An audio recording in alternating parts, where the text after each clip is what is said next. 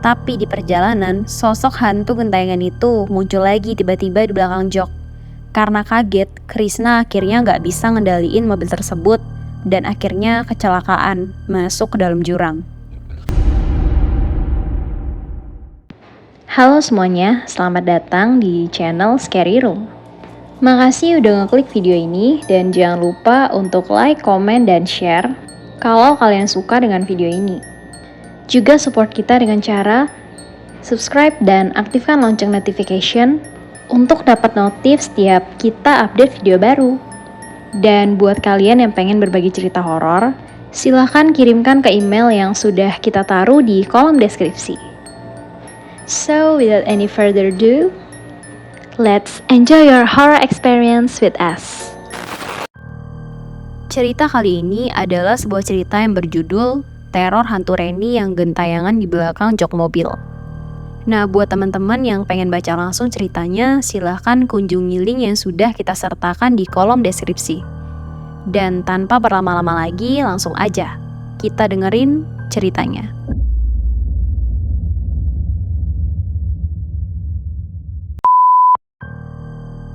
Guys, kalian kalau misalnya beli sesuatu, itu lebih suka second atau baru? Kalau gue sih tergantung budget ya. Kalau budgetnya cukup, ya beli yang baru. Tapi kalau cukupnya buat beli yang second dan kondisinya juga masih bagus, ya kenapa enggak gitu. Tapi kalian pernah gak sih kepikiran kalau saat kalian beli barang second yang kalian beli itu sebelumnya punya cerita kelam yang kalian gak tahu? Kayak cerita yang satu ini nih. Ada seorang cowok, namanya Krishna. Nah, si Krishna ini bekerja sebagai sales di sebuah perusahaan rokok terbesar di Indonesia. Dan Krishna ini baru aja dapat bonus dari kantornya. Dia dapat bonus karena berhasil capai target yang kantor kasih ke dia. Nah, berhubung bonusnya itu lumayan, Krishna pun berencana untuk beli sebuah mobil. FYI, Krishna itu punya seorang istri yang sedang hamil muda. Nah, karena dia pengen nyenengin istrinya yang lagi hamil, makanya dia beli sebuah mobil dengan harga yang bisa dibilang pas lah sama kantongnya dia. Nah, karena uangnya cuma cukup untuk beli mobil bekas, jadilah Krishna ini mutusin buat beli mobil bekas yang bisa dia bayar secara cash. Singkat cerita, Krishna dapat mobil yang pas banget sama budget dia, yaitu mobil Grand Livina warna abu-abu. Krishna beli mobil tersebut dari seorang bapak-bapak yang bisa dibilang lagi butuh duit. Karena dirasa cocok dan pas, akhirnya Krishna bersepakat dengan bapak tersebut. Awal mobil itu datang, Krishna sama istrinya seneng banget dong. Mereka pikir mereka jadi bisa leluasa pergi kemana aja dengan mobil sendiri tanpa pakai mobil kantor lagi. Namun setelah beberapa hari di rumah, mereka tuh baru sadar kalau dari dalam mobil itu sering banget tercium bau amis. Iya, bau amis darah. Mereka udah selalu coba untuk cari-cari di sela-sela mobil, pengen tahu sumber dari bau tersebut. Yang ditakutin mereka saat itu adalah takutnya ada binatang yang mati terus ngeluarin darah. Tapi pencarian itu nggak pernah membuahkan hasil, karena nggak ada satupun binatang mati di sela-sela mobil. Bau amis darah itu semakin menyengat pada saat sore menjelang malam hari. Karena bau tersebut, Krishna jadi sering ngebawa mobil itu ke tempat cuci mobil. Terus dia minta untuk diberikan pewangi yang lebih banyak. Tapi tetap aja, bau amis itu masih kecium pas udah sampai di rumah. Selain itu, kalau mereka lagi naik mobil pada saat malam hari, selalu aja terdengar suara tangisan bayi. Meski suaranya tuh samar-samar. Walau nggak begitu jelas, suara tangisan bayi itu cukup ganggu sih.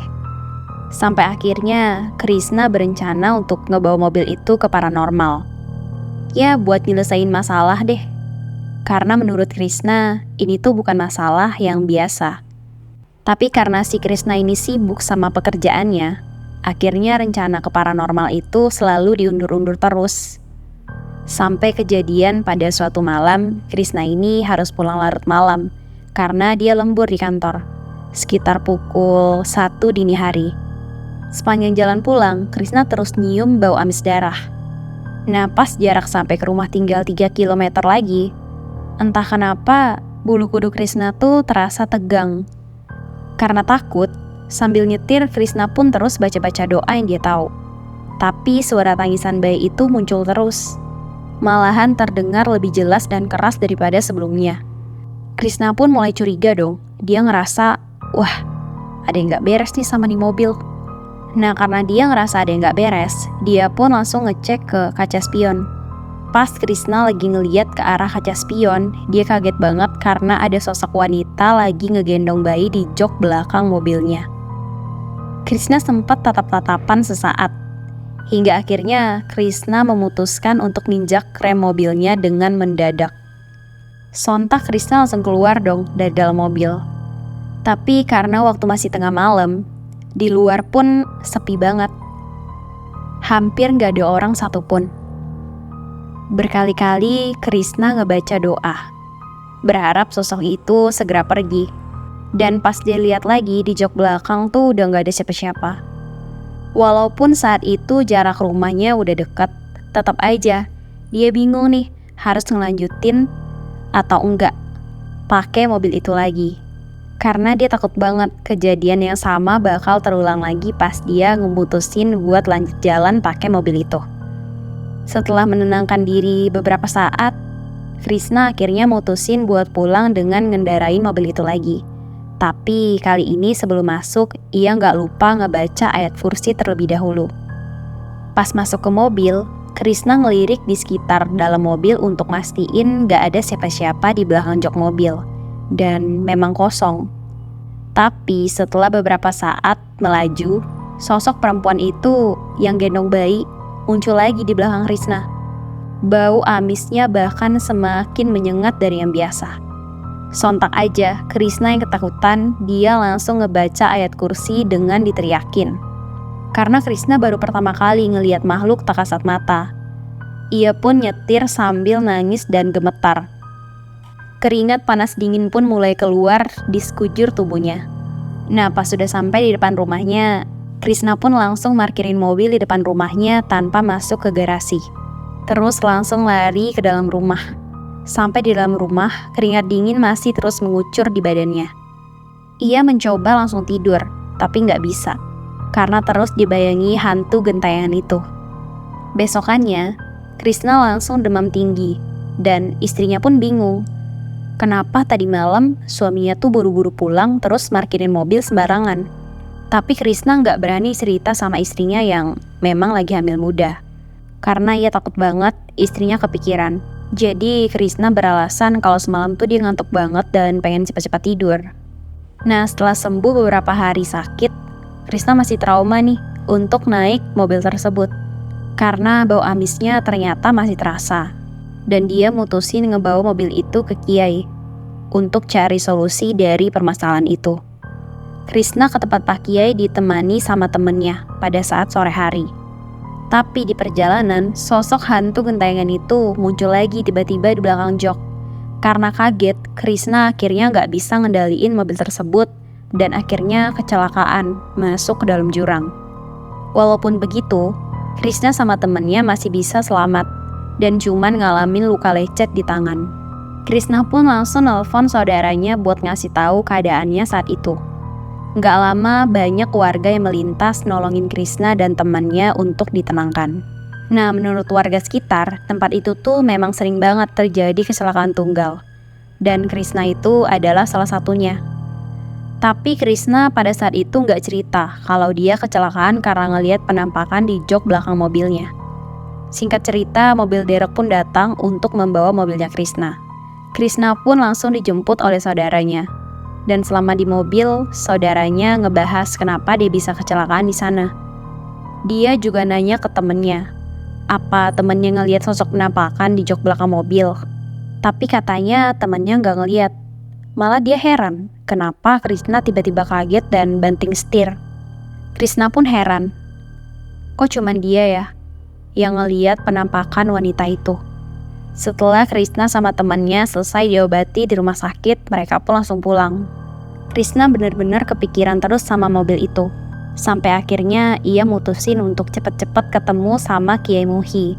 Dengan menggunakan mobilnya, akhirnya dia sampai di tempat Kiai Muhi.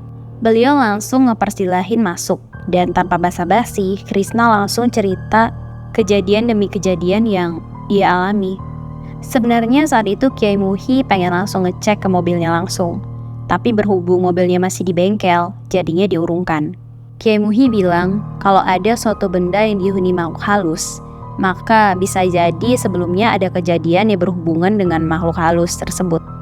Jadi Krishna disarankan untuk nemuin pemilik mobil ini sebelumnya. Nah, sebelum pulang mereka diberi beberapa botol air doa agar lebih tenang. Esok harinya, sepulang Krishna dari kerja, ia pun langsung menemui pemilik mobil itu sebelumnya. Sebut aja namanya Pak Yahya.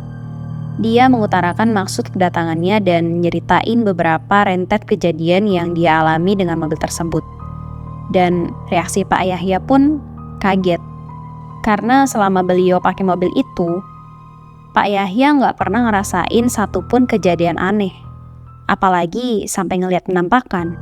Dan beliau pun ngaku kalau dia nggak pernah ngebuat suatu hal yang janggal terhadap mobilnya. Sampai-sampai mobil itu dihuni makhluk halus. Karena Krishna nggak lihat kebohongan dari pernyataan Pak Yahya, Krishna jadi buntu. Kok mobil yang dibelinya ada penunggunya ya? Nah, setelah ngobrol panjang lebar, akhirnya Krishna pamit. Terus Pak Yahya kasih saran kalau mobilnya itu harus diruat atau dibersihkan dari makhluk tak kasat mata. Seminggu setelah pertemuan Krishna sama Pak Yahya, Krishna tiba-tiba dapat telepon dari orang bengkel.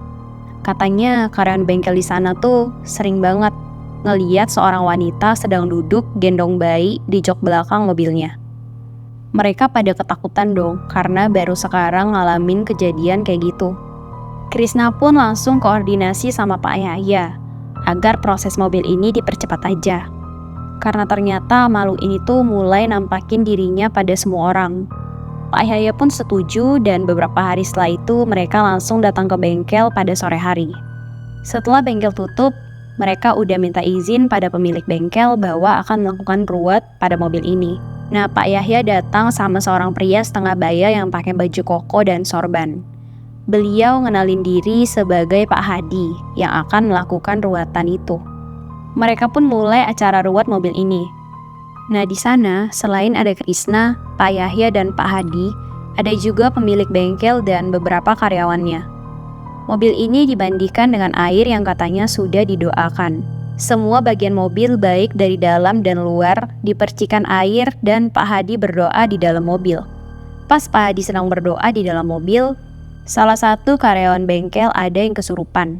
Dia langsung jatuh gitu aja dan tiba-tiba berteriak, "Jangan usir kami, jangan usir kami." Sontak orang-orang yang ada di sana semuanya kaget dan takut. Pak Hadi langsung keluar dari mobil dan langsung memegang ubun-ubun orang yang kesurupan itu. Beliau langsung bertanya, "Ini siapa?" "Saya Reni."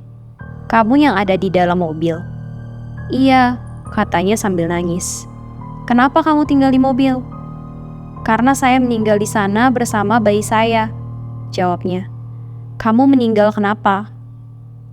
"Doni, Doni, Doni." Orang yang kesurupan itu malah nangis dan nyebut nama Doni. Entah siapa Doni itu, Krishna gak kenal. Tapi raut muka Pak Yahya jadi berubah. Beliau seperti kaget dan gugup. Entahlah.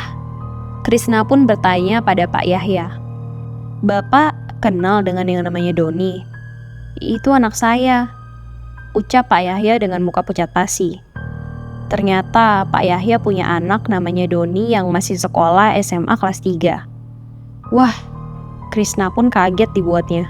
Sedangkan arwah Reni ini gak mau disuruh meninggalkan mobil tersebut karena katanya dia nyaman ada di sana. Dia malah nangis dan terus nangis. Pak Hadi yang berusaha untuk memindahkan arwahnya seperti kewalahan. Beliau terlihat capek sekali. Krishna dan Pak Yahya akhirnya mengambil keputusan untuk mencari tahu dari Doni. Mungkin Doni tahu sesuatu atau seorang yang bernama Reni. Akhirnya mereka sudahi ruwet mobil ini. Ia langsung ikut Pak Yahya pulang ke rumah beliau untuk bertemu dengan Doni. Kebetulan Doni sedang ada di rumah, jadi mereka bisa langsung bertanya padanya. Ketika mereka tanya yang namanya Reni pada Doni, reaksi Doni langsung kaget dan pucat pasi. Pak Yahya langsung curiga melihat reaksi Doni. Krisna pun begitu. Jadi mereka desak Doni untuk menceritakan siapa Reni ini sebetulnya. Ternyata Reni ini adalah pacar Doni. Mereka sudah berpacaran cukup lama. Dengan gaya berpacaran mereka bukan hanya sekedar pacaran biasa. Pacaran mereka ini sudah melewati batas dan akhirnya Reni hamil. Awalnya Doni bersedia bertanggung jawab atas kehamilan Reni. Tapi Doni berjanji akan menikahi Reni jika sudah lulus ujian SMA. Dan Reni pun menyanggupinya. Walaupun Reni harus menunggu dan menutupi perut buncitnya dulu. Tapi malam itu Reni minta tolong pada Doni bahwa dia merasakan mulas. Dia sepertinya akan melahirkan. Jadi minta tolong Doni untuk menjemputnya. Doni pun menjemput Reni ke rumahnya dan rencananya akan mengantar Reni ke klinik bersalin. Doni menjemput Reni menggunakan mobil ayahnya, yang saat ini menjadi mobilnya Krisna. Nah, Reni ini hanya tinggal bersama ayahnya, sedangkan ibunya sudah meninggal. Jadi karena ayahnya sibuk kerja, dia nggak sadar dengan perubahan fisik anaknya. Reni pun sedemikian rupa nutupin kehamilannya selama di sekolah, supaya nggak ada yang curiga. Selama di perjalanan menuju klinik, Reni merasakan sakit mulas di perutnya. Doni dan Reni pun panik, mereka nggak tahu harus berbuat apa. Tiba-tiba, pikiran jahat berkelebat di pikiran Doni. Dia langsung membekap mulut Reni sampai Reni kehabisan napas. Reni pun meninggal saat itu juga, sedangkan bayinya waktu itu masih hidup. Bayinya laki-laki, namun karena setan sudah menguasai pikiran Doni, maka bayi yang tidak berdosa itu pun menjadi korban kebiadaban Doni. Karena takut perbuatannya diketahui oleh orang lain, maka Doni membuang jasad Reni di jurang di suatu tempat malam itu juga. Doni merasa perbuatannya aman-aman aja, karena nggak ada yang mengetahuinya. Ketika mendengar cerita lengkap dari Doni, Pak Yahya langsung emosi dan memukul Doni. Dia langsung bersumpah bahwa Doni harus mempertanggungjawabkan perbuatannya. Saat itu Doni langsung sujud di kaki ayahnya. Doni mengaku salah dan hilaf. Krisna pun mendengarnya hanya bisa geleng-geleng kepala, bahwa pergaulan anak zaman sekarang memang beda, sudah di luar batas. Mereka tidak memikirkan resiko atas perbuatan mereka. Pak Yahya pun mendesak Doni untuk menunjukkan di mana dia membuang jasad Reni. Keesokan harinya, setelah mereka laporan ke polsek terdekat dan ditemani beberapa anggota kepolisian, langsung menuju jurang yang dimaksud oleh Doni. Ternyata jurang yang dimaksud Doni adalah jurang di mana tempat Krisna kecelakaan. Mungkin di kecelakaan Krisna kemarin, itu Reni ingin nunjukin jasad dirinya pada Krisna. Tapi waktu itu dia tidak melihat sekeliling ternyata. Jasad Reni ditemukan sudah membusuk saat itu, juga beserta jasad bayi yang dilahirkannya. Mereka ditemukan tertutup daun-daun kering di dasar jurang. Begitulah jika setan sudah menguasai jiwa seseorang. Untuk menutupi kesalahannya, dia melakukan kesalahan lain yang lebih fatal. Akhirnya Doni dipenjara untuk mempertanggungjawabkan perbuatannya. Sedangkan nasib mobil Krisna sampai saat ini masih dihuni oleh Reni. Sampai saat ini, jika Krisna sedang menyetir malam-malam, masih suka terdengar suara tangisan bayi di mobil itu dan bau amis masih suka tercium. Cerita ini hanya Krisna yang tahu dan sengaja tidak memberitahu istrinya karena dia sangat penakut. Kejadian pembunuhan ini terjadi seminggu sebelum mobil ini Krisna beli. Jadi mungkin wajar saja jika Pak Yahya tidak merasakan keganjilan seperti yang dia rasakan. Demikian cerita kali ini, dan bagi yang baru bergabung, jangan lupa untuk like, comment, share, dan subscribe channel kita. Dan tentunya jangan lupa untuk selalu aktifkan lonceng notification agar kalian dapat notif setiap kita update video baru. Buat kalian yang pengen berbagi cerita, silahkan kirim ke alamat email kita yang sudah kita taruh di kolom deskripsi. And I'll see you guys on the next video. Bye-bye!